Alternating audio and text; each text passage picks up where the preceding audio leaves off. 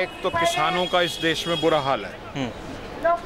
किसानों को उनकी लागत का पूरा मूल्य नहीं मिल पाता। अगर उनकी लेबर भी लगा दी जाए और उनकी ज़मीन की कीमत का भी ब्याज लगा दिया जाए तो उनको समझे कुछ नहीं घर से जाता है। और पिछले 1 साल में 3 लाख से ज़्यादा किसान आत्महत्या करने पे मजबूर हो गए। और 3 लाख ने आत्महत्या की है, लेकिन 70 करोड़ जो इस देश में जो किसान परिवार हैं वो परेशान हैं। तो उनका एक मुद्दा है यहाँ पे। दूसरा बेरोजगारी का। मोदी बीजेपी संघ की सरकार ने कहा था कि हम सत्ता में आएंगे तो 2 करोड़ नौकरी हम हर साल नौजवानों को देंगे, लेकिन हुआ उसका बिल्कुल उल्टा। आज पिछले 45 साल में सबसे ज़्यादा बेरोजगारी है। सारी रिकॉर्ड टूट चुके हैं पिछले 45 साल के बेरोजगारी के। तीसरा, इस व्यक्ति ने कश्मीर की समस्या को उलझा के रख दिया और उसका नतीजा ये हुआ कि आतंकवाद जिस चरम सीमा पे आज है ऐसा पिछले 70 साल में कभी नहीं रहा। एक साथ कभी 40-42 हमारे सैनिकों की एक साथ शहादत, ये अभूतपूर्व है। टोटली फेल हो चुका है मोदी। और इस आतंकवाद का जितना पिछले 4 साल में विस्तार हुआ है, बढ़ावा मिला है, वो भी अभूतपूर्व है। 15 लाख इन्होंने कहे थे कि हम हर एक को देंगे अगर हम सत्ता में आएंगे, क्योंकि हम काला धन लाएंगे। मुझे नहीं कैलकुलेशन, लेकिन जितना पैसा ले जाके मालिया और जो उद्योगपति बाहर ले जा रहे हैं, कोई 10,000 करोड़, कोई 12,000 करोड़, कोई 20,000 करोड़, कोई 25,000 करोड़, मेरा ख्याल अगर वो पैसा भी रोक लेते तो भी 15 लाख नहीं तो कम से कम 15-15 हज़ार तो हर एक देश के नागरिक को मिल जाता। तो ये जो सरकार है ये टोटली फेल हो चुकी है।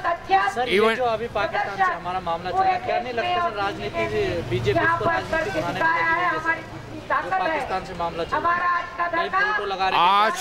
आज तक इतनी निर्लज्जता, इतनी बेशर्मी, इतना क्या कहना चाहिए, घटियापन किसी भी सरकार ने नहीं दिखाया। हम लोग पुराने कांग्रेस के भी विरोधी रहे हैं, लेकिन इतना घटियापन किसी सरकार ने नहीं दिखाया जितना घटियापन। शहादत हो रही है, शहीदों की चिताएं अभी ठंडी नहीं हुई हैं। और गाजीपुर में जाकर के अमित शाह क्या बोलता है कि ये जो सैनिकों ने हमला किया है हवाई, उससे बीजेपी को फायदा होगा।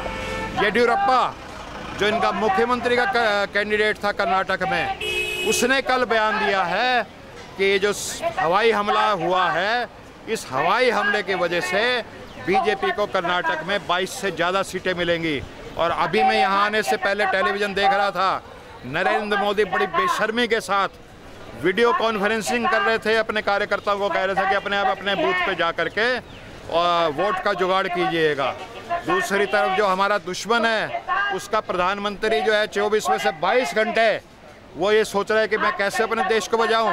और हमारा प्रधानमंत्री जिसको एक एक पल देश की सुरक्षा के लिए लगाना चाहिए था, अपने सैनिकों के साथ सलाह मशवरा करना चाहिए था, शहीदों के परिवारों के साथ जाकर के मिलना चाहिए था, बॉर्डर पे जाकर के सैनिकों के साथ खड़ा होना चाहिए था, उनका हौसला बढ़ाना चाहिए था, वो अपनी पार्टी में वोट पकाने के लिए इस शहीदों की चिताओं पे वोट पकाने की कोशिश की जा रही है। इसके हम पुरजोर जो है अपनी पार्टी की तरफ से इसकी मजम्मत करते हैं, इसकी निंदा करते हैं। ये ऐसा नहीं हुआ और उसको कहते हैं कि जो हो चुका वो हो चुका, लेकिन आगे बात आओ, इन शहीदों की खून की कीमत पे वोट पकाने का काम मत करो। ठीक है सर, एक बात बता दीजिए, लास्ट क्वेश्चन जो है, बिहार में शरद यादव जी की क्या भूमिका रहेगी लोकसभा चुनाव में? देखिए, ऐसा है, जो राजनीतिक स्थिति है उस समय शरद यादव जी पुराने लोहियावादी नेता हैं, छात्र आंदोलन से सन 74 से निकल करके आए थे, जयप्रकाश नारायण के आंदोलन से निकल के आए थे। देश के गरीब मजदूर पिछड़े दलितों की बात सुनते हैं, करते हैं, उनकी बातों को उठाते हैं, उनकी बातों के लिए लड़ते हैं, संघर्ष करते हैं। शरद यादव की जो सीनियरिटी है, जो उनकी वरिष्ठता है, उसको देखते हुए शरद यादव आज उसी भूमिका में है जो सन 74 और 77 में जयप्रकाश नारायण की भूमिका थी। और आपस में सभी पार्टियों के साथ मिलकर के वो सलाह मशवरा कर रहे हैं। पहले भी उन्होंने साझा विरासत चलाई, जिससे ये जो ग्रैंड अलायंस है, जो महागठबंधन है, उसका बेस बना। 2015 में नीतीश कुमार और लालू के बीच में जो समझौता महागठबंधन हुआ, उसको कराने में भी शरद यादव जी की प्रमुख भूमिका थी। और आज भी जो गठबंधन हो रहे हैं, शरद यादव जी चाहते हैं कि जो भारतीय जनता पार्टी और ये संघ की जो सरकार है, इस सरकार को, क्योंकि ये एक पल भी रहती है तो देश का नुकसान होता है, इस सरकार को खत्म करने के लिए सभी दलों को अपने मतभेद उठा करके कॉमन मिनिमम प्रोग्राम बना करके एक हो जाना चाहिए।